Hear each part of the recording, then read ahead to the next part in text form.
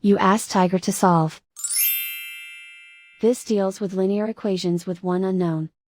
The final result is y equals 172.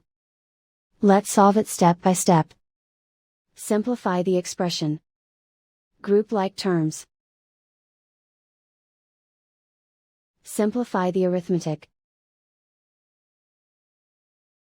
Group all constants on the right side of the equation. Subtract 204 from both sides. Simplify the arithmetic.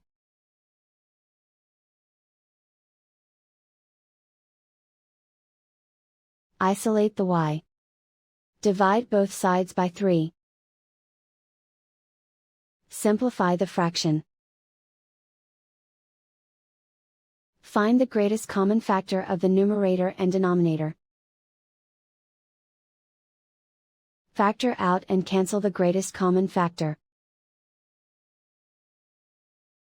And so the final result is y equals 172.